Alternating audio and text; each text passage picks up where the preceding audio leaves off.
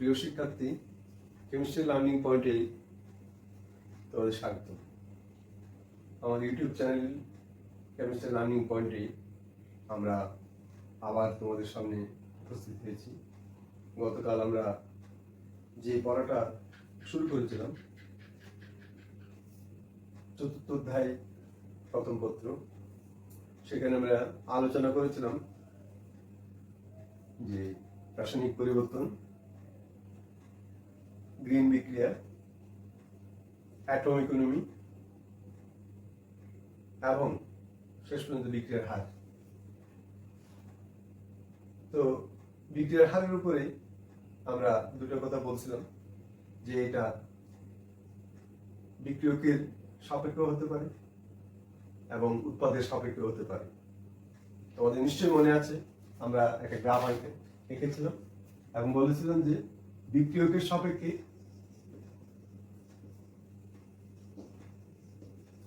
এটা হবে -dc/dt এবং উৎপাদের সাপেক্ষে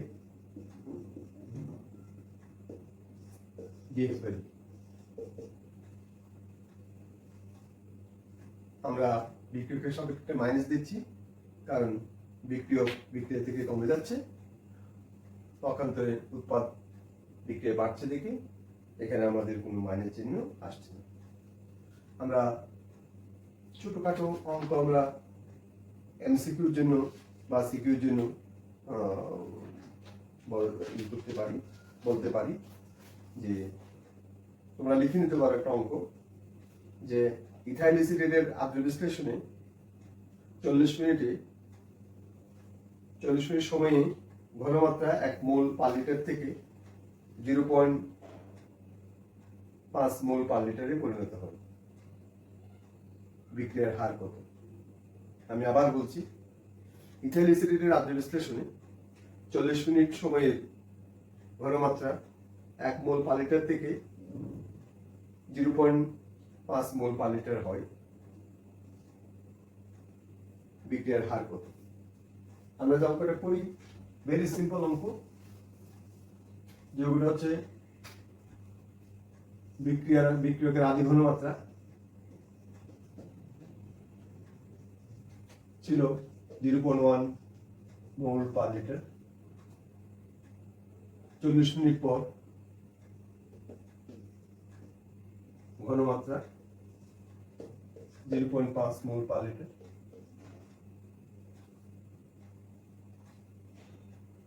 বিক্রিয়কের হ্রাস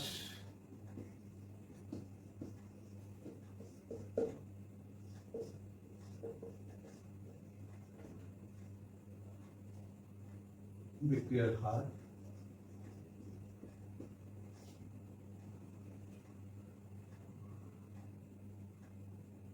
(0.5 মোল পার লিটার)। আমরা যদি মিনিটে নিতে চাই তাহলে আর 60 দিয়ে গুণ না করলে চলবে, 440 দিয়ে ভাগ করলে তখন হবে মোল পার লিটার পার মিনিট।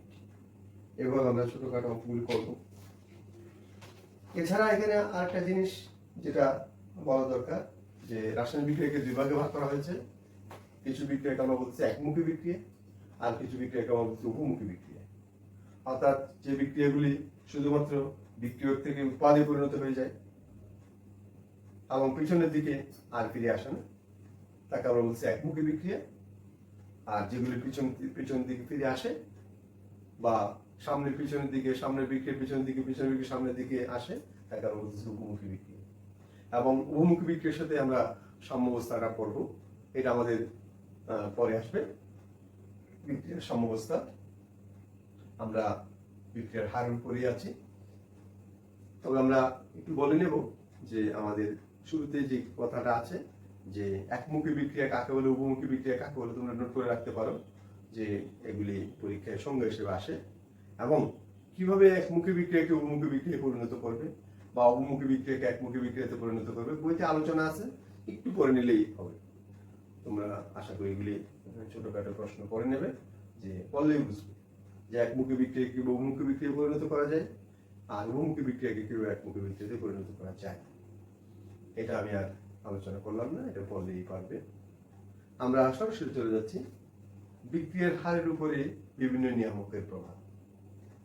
অর্থাৎ আমরা যে রাসায়নিক বিক্রিয়াগুলি ঘটাই এগুলি কিভাবে ফাস্টার হয়, কিভাবে স্লোয়ার হয়, বা কারা কারা এটির উপর প্রভাব বিস্তার করে, আমাদের এর উপরে দীর্ঘ আলোচনা আছে এবং পরীক্ষায় প্রায় সময় তাপমাত্রার প্রভাব সম্পর্কিত প্রশ্নটি আসে।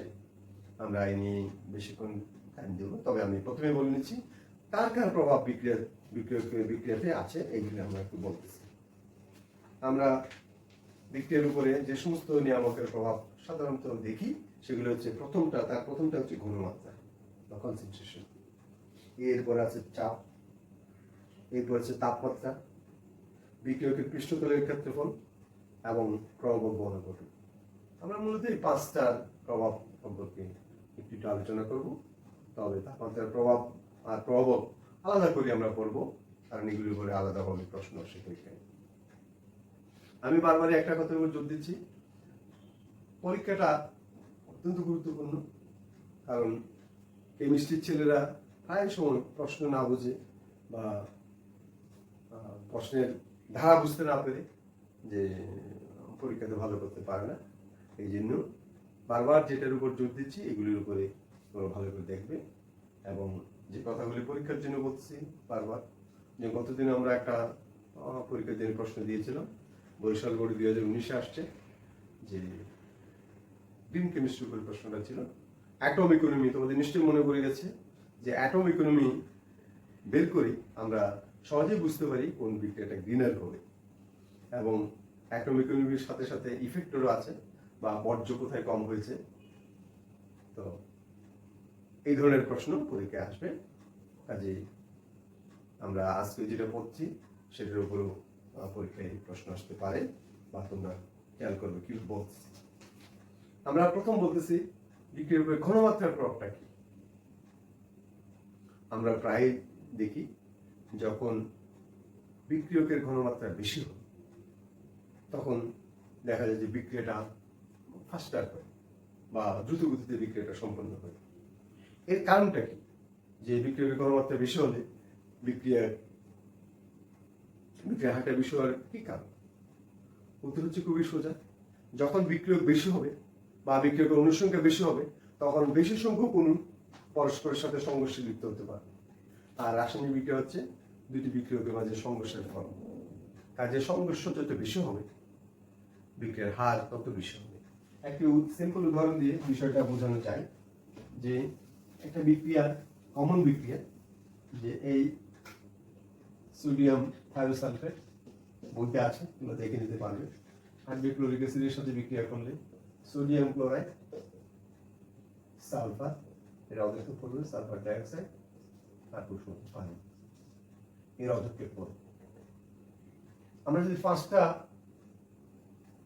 বিকার নিই, এই সাথে এখানে সোডিয়াম সালফেট নিলাম 5 ml, 10 ml, 15 ml, 20 ml, 25 ml। আর আয়তন সমান করার জন্য আমি উল্টাভাবে পানি দিয়ে দিলাম। এখানে 25 ml, এখানে 20 ml, এখানে 15 ml, এখানে 10 ml, এখানে 5 ml। তাহলে প্রত্যেকটা পাত্রের ভলিউম সমান হয়ে গেল। এবার আমরা HCl যোগ করব 5 ml করে, 2 মোলার, 0.2 মোলার। প্রত্যেকটা পাত্রে সমান পরিমাণ HCl আমরা যোগ করলাম। দেখা গেল কি, যেখানে সোডিয়াম থায়োসালফেটের পরিমাণটা বেশি ছিল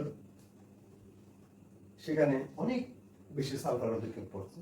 আমরা যেটা পরীক্ষা করি, একটা বিকারের নিচে যেটা ক্রস চিহ্ন দিয়ে দিই, প্রত্যেকটা বিকারের নিচে দেখা গেল এই ক্রস চিহ্ন আর দেখা যাচ্ছে না, কিন্তু এই ক্রস চিহ্নটা দেখা যাচ্ছে। এগুলি হালকা হালকা দেখা যাচ্ছে, বা এটাতে একটা চোখের আন্দাজেও বোঝা যাবে যে যেখানে ক্রস চিহ্নটা একেবারেই চলে গেছে সেখানে তাহলে সালফার অধক্ষেপ নিশ্চয়ই বেশি পড়েছে, বিধায় ক্রস চিহ্নটা দেখা যাচ্ছে না। আর যেখানে সালফার সোডিয়াম রিঅ্যাকশনটা কম হয়েছে সেখানে সালফার অধক্ষেপ কম পড়েছে, কাজে ক্রস চিহ্নটি দেখা যাচ্ছে। কাজে আমরা ইজিলি বুঝলাম যে বিক্রিয়কের ঘনমাত্রা যদি বেশি হয় তাহলে বিক্রিয়ার গতিটা বেশি হবে। এবার বিক্রিয়ার চাপ, বিক্রিয়াটা চাপের উপরও অনেকটা নির্ভর করে, কারণ আমরা জানি দুইটা বিক্রিয়কে যখন চাপ দেওয়া হয় তখন বিক্রিয়কের অণুগুলি কাছাকাছি আসে, এবং আবারও একই কথা, তাহলে কাছাকাছি আসলে সংঘর্ষ বেশি হবে, সংঘর্ষ বেশি হলে বিক্রিয়ার হারও বেশি হবে। আমরা অনেক বিক্রিয়া দেখি যে চাপের উপর ডিপেন্ডেন্ট বিক্রিয়া, আবার চাপের ইন্ডিপেন্ডেন্ট বিক্রিয়াও আছে, এগুলি আমরা পরবর্তীতে আলোচনায় যাব, এই নিয়ে অত চিন্তা করার কিছু নেই। সাধারণ কথা আমরা এখানে ভাবতেছি যে সাধারণত কি ঘটে, বিশেষ অবস্থায় বিশেষ পরিবর্তন, এটা আমরা বিশেষভাবে ব্যাখ্যা করব। কিন্তু সাধারণত আমরা দেখি যে চাপ দিলে বিক্রিয়কগুলি পরস্পরের কাছে আসবে, এবং কাছে আসলে বিক্রিয়ার হার বেশি হবে। সাম্যাবস্থায় এই নিয়ে আরো ডিটেলস আলোচনা আছে। এবার আমরা পরবর্তী পয়েন্ট নিয়ে আলোচনা করতেছি, বিক্রিয়াতে তাপমাত্রার প্রভাব। বিজ্ঞানী আর্হেনিয়াস বিজ্ঞানীতে বিক্রিয়ার উপরে তাপমাত্রার প্রভাব নিয়ে বিশদ আলোচনা করেছেন বা বিশদ এক্সপেরিমেন্ট করেছেন। উনি দেখিয়েছেন যে তাপমাত্রার সাথে সাথে বিক্রিয়ার হার ক্রমান্বয়ে বাড়ে, এমন উনি প্রমাণ করেছেন যে বিক্রিয়ার তাপমাত্রা প্রতি 10 ডিগ্রি বৃদ্ধির জন্য বিক্রিয়ার হার 2 থেকে 3 গুণ বৃদ্ধি পায়। পরীক্ষামূলকভাবে উনি দেখিয়েছেন বা প্রমাণ করেছেন। উনি একটা গাণিতিক সমীকরণের মাধ্যমে বিষয়টা ব্যাখ্যা করেছেন। আমরা সেই গাণিতিক সমীকরণটা প্রমাণ করব, এবং যে বিক্রিয়ার হারের উপর তাপমাত্রার প্রভাব সম্পর্কিত গাণিতিক সমীকরণ ব্যাখ্যা করব বা এই ধরনের প্রশ্ন আসলে আমরা যেন উত্তর দিতে পারি। আমরা তাহলে এখন কি করছি, বিক্রিয়ার হারের উপরে তাপমাত্রার প্রভাব সম্পর্কিত বিজ্ঞানী আর্হেনিয়াসের সমীকরণ।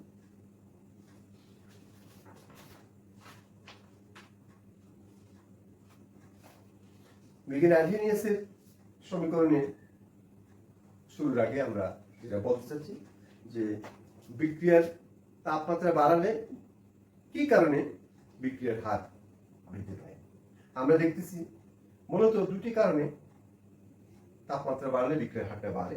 একটা হচ্ছে যখন তাপমাত্রা বাড়ানো হয় তখন বেশি সংখ্যক অণু পরস্পরের সাথে সংঘর্ষে লিপ্ত হতে পারে। আমরা যখন পানিকে বয়েল করতে দেখি তখন দেখা যায় পানির অণুগুলি আগে বিচ্ছিন্ন ছিল বা দূরে দূরে ছিল, কিন্তু যখন ফুটতে শুরু করে তখন পানির অণুগুলি একের সাথে অপর সংঘর্ষে লিপ্ত হয়, তথা বিক্রিয়ার হার বৃদ্ধি পায়। এছাড়াও আমরা দেখি যে যদি তাপমাত্রা বাড়ায় তাহলে বিক্রিয়ক অণুগুলির গতিশক্তি বেশি হয়, আর বিক্রিয়ক অণুগুলির গতিশক্তি বেশি হলে তাদের সক্রিয় শক্তি বেশি হওয়ার কারণে বিক্রিয়ার হারও বেশি হয়। কাজে আমরা দেখতেছি দুটো কারণে মূলত বিক্রিয়ার হার বেশি হয়। একটা কারণ হচ্ছে যে বিক্রিয়কের গতিশক্তি বৃদ্ধির কারণে, আর একটা হচ্ছে বিক্রিয়ক অণুসমূহ পরস্পরের সাথে অধিক পরিমাণে সংঘর্ষে লিপ্ত হওয়ার কারণে।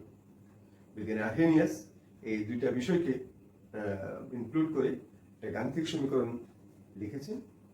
আমরা সেটা আজকে লিখছি, আমি ধীরে ধীরে লিখবো, তোমরা এটা লিখে নেবে, কারণ এটা খুবই ইম্পর্টেন্ট, পরীক্ষায় প্রায় সময় এটা আসে। তোমরা তার লেখা শুরু করো। তাপমাত্রা বৃদ্ধির সাথে বিক্রিয়ার হার বৃদ্ধিকে একটা এক্সপোনেনশিয়াল সমীকরণের মাধ্যমে বিজ্ঞানী আর্হেনিয়াস ব্যাখ্যা করেছেন। উনি দেখিয়েছেন বিক্রিয়ার হার সমানুপাতিক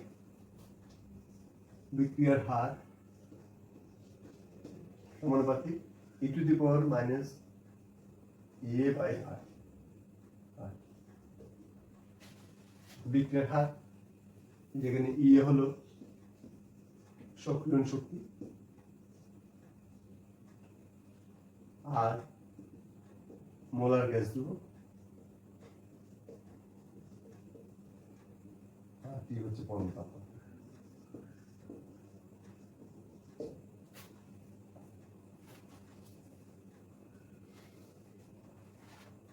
আমরা আরো বলেছি যে বিক্রিয়ার হার বাড়লে সংঘর্ষও বাড়বে, কাজে বিক্রিয়ার হার সমষ্টির সাথে সমানুপাতিক। তাহলে আমরা আরো একটা জিনিস পাচ্ছি, এটা যে সমীকরণ 1 মনে করি আমরা লিখতে পারি তাপমাত্রা বাড়ালে বিক্রিয়ক অণুসমূহের মাঝে সংঘর্ষ বৃদ্ধি পায়, কাজেই বিক্রিয়ার হার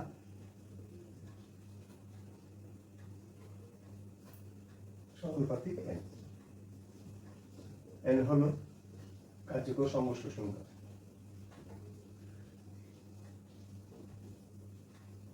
এটা সমীকরণ যদি আমরা 2 মনে করি, তাহলে এটাও বিক্রিয়ার হার, এটাও বিক্রিয়ার হার।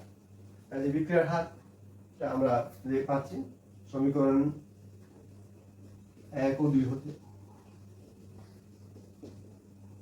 বিক্রিয়ার হার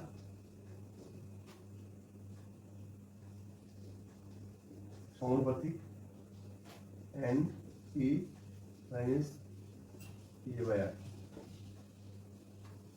নিশ্চয়ই লেখা হয়ে গেছে তোমাদের।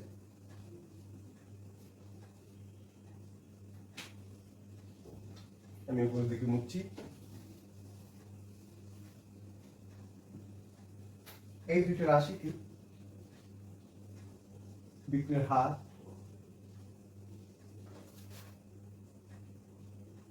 সমান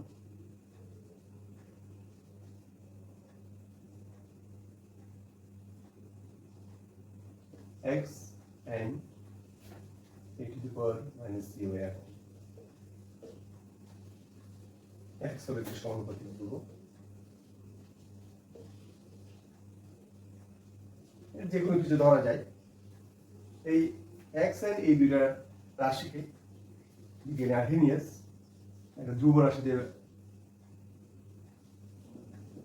পরিবর্তন করেছে, a e to the power minus c/r।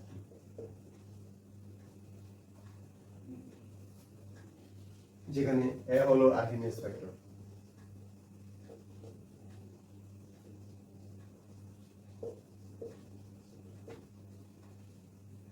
আমরা নিচে ক্রোমোজোম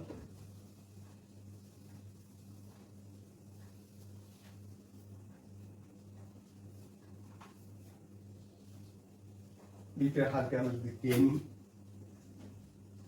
এর সমান a minus c/r। এই সমীকরণটা আমাদের কাছে আসে। এবার আমি উভয় পাশে লন নেব, উভয় পাশে লন নিই,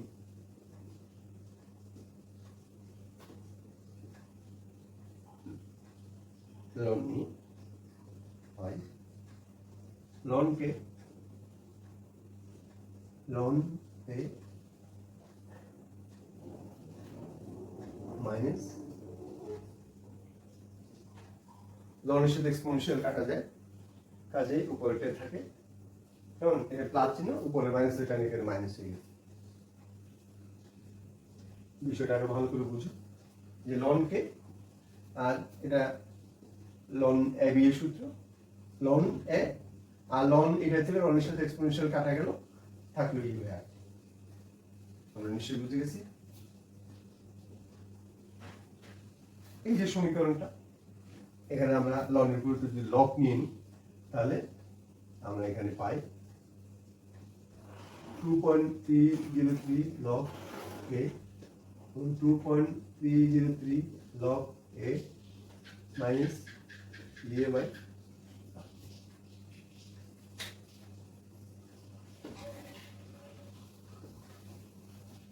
আমরা যদি 2.303 দিয়ে ভাগ করে দিই, তাহলে আমরা পাই log k সমান log a minus a/, এই সমীকরণটাই মূলত আর্হেনিয়াসের সমীকরণ। এই সমীকরণ থেকে আমরা যদি দেখি যে এখানে আমরা টি এর মান যদি বাড়াই, তাহলে এই পুরো রাশিটার মান ছোট হয়ে যাবে। টি এর মান যদি বাড়ে, তাহলে পুরো রাশিটার মান ছোট হয়ে যাবে। তাহলে লগ এ থেকে ছোট সংখ্যা বিয়োগ করলে এইটার মান বড় হবে, লগ কে এর মান বড় হবে। দেখো বুঝতে পারছো কিনা? লগ কে হচ্ছে বিক্রিয়ার ব্যাক ধ্রুবক, বিক্রিয়ার ব্যাক ধ্রুবকের বড় হওয়া মানে বিক্রিয়ার হার বেশি হওয়া। তাহলে আমরা কি বুঝলাম যে তাপমাত্রা যদি বাড়ে তাহলে লগ কে এর মান বেশি হবে, অর্থাৎ ব্যাক ধ্রুবকের মান বেশি হবে, অর্থাৎ বিক্রিয়ার হার বেশি হবে। আবার যদি সক্রিয় শক্তি বাড়ে, যদি এইটি বাড়ে, তাহলে এই রাশিটা বড় হয়ে যাবে, ভাগফলটা। তাহলে লগ থেকে বিয়োগ করলে এই রাশিটা ছোট হয়ে যাবে। কাজে যদি সক্রিয় শক্তি বাড়ে তাহলে বিক্রিয়ার হার কমবে, আর তাপমাত্রা যদি বাড়ে বিক্রিয়ার হার বাড়বে। তাহলে এখান থেকে আমি দুটো কমেন্ট লিখে রাখতে পারতেছি, যদি ইয়ে বাড়ে বা সক্রিয় শক্তি বৃদ্ধি পায় তবে বিক্রিয়ার হার, বিক্রিয়ার ব্যাক ধ্রুবক বা হার নিশ্চয়ই বুঝে গেছি আমরা। যদি তাপমাত্রা বাড়ে তবে বিক্রিয়ার ব্যাক ধ্রুবক বা হার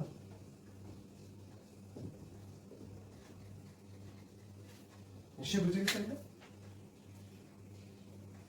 এবার আমরা যদি একটা গ্রাফ আঁকি, যদি আমরা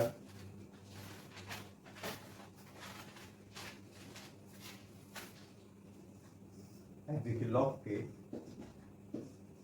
আর একদিকে 1/t কে প্লট করে যাবে একটা গ্রাফ আঁকি, তাহলে আমরা একটা সরলরেখা সমীকরণ পাবো, যার ঢাল হবে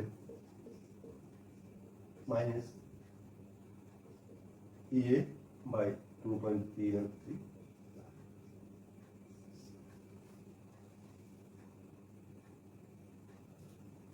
সমীকরণের ডাল থেকে যদি কোনো সমীকরণের ডাল জানা থাকে, তাপ রাসায়নিক সমীকরণের ডাল জানা থাকে, তাহলে আমরা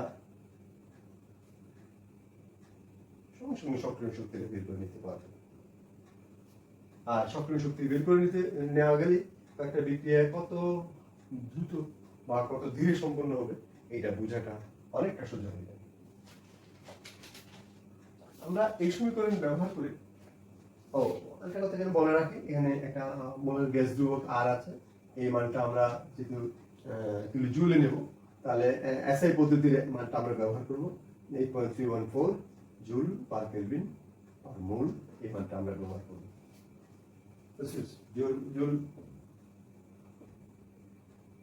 জুল পার কেলভিন পার মোল,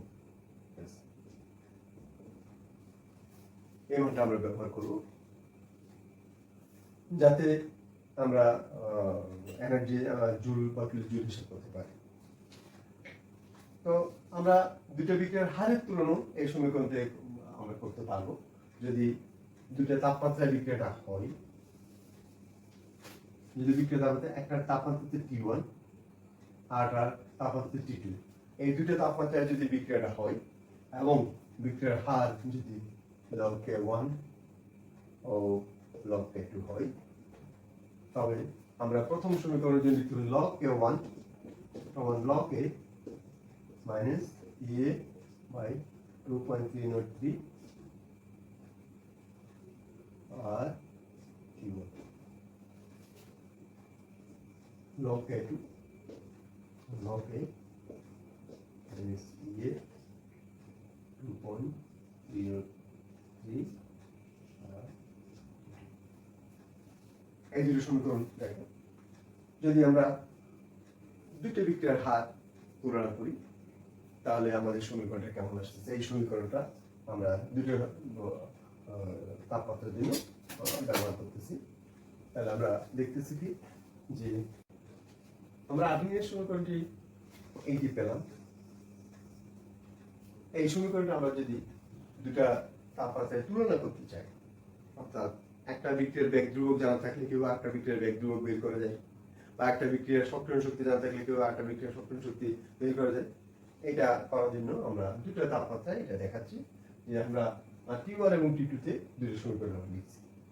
আমরা এই দুটো সমীকরণ থেকে আমরা কিভাবে যে একে তুলনা করতে পারবো। আমি উপরে লিখছি যে আমরা যদি লিখি log k2 minus log k1 সমান এইটা এই রাশিটা প্লাস হয়ে যাবে a 2.303 আর p1 মাইনাস a 2.303 আর p2। আমরা যদি লিখি log k2 by k1 সমান a 2.303 R 1/p1 log k2 by k1 সমান a 2.303 আর p1 p2 p2 minus p1। এই যে সমীকরণ আমরা পেলাম, এই সমীকরণ দিয়ে আমরা দুটো বিক্রিয়ার হাতগুলোকে তুলনা করতে পারবো। আমরা একটা সৃজনশীল প্রশ্নে যাচ্ছি, জাস্ট এই রিলেটেড। তোমরা প্রশ্ন ঢুকিয়ে নাও।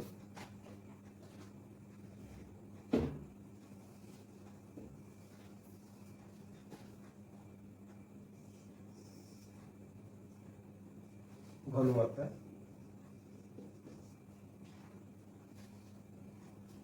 বিক্রিয়ার অগ্রগতি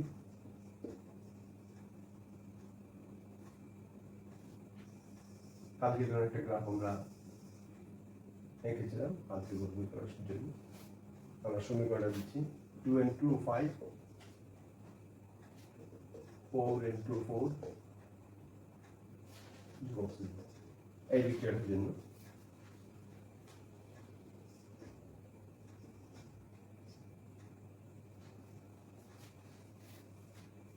এখানে আমি মুখে বলছি, দেখে আমি বোর্ডে লিখবো।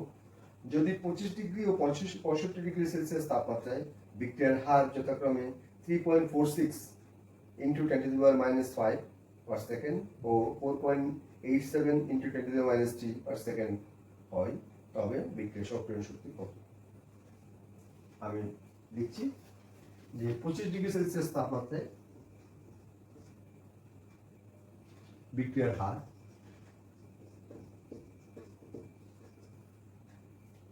3.46 into 10 to the power -5 per second এবং 65 ডিগ্রি সেলসিয়াস তাপমাত্রায় বিক্রিয়ার হার 4.87 into 10 to the -3 per second হলে বিক্রিয়ার সক্রিয়ণ শক্তি কত?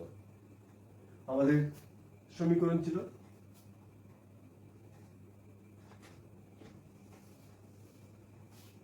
log k1 by k2 by k1 সমান 2.303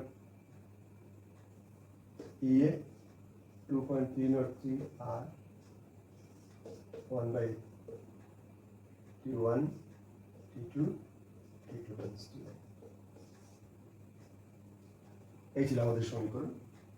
তাহলে এই সমীকরণে আমাদের k1 k2 log k1 log k2 মান আমরা এখান থেকে পাচ্ছি, এই মান দুটো এখান থেকে পাচ্ছি, আর তাপমাত্রা দুটো দেওয়া আছে, আর এর মান আমরা জানি।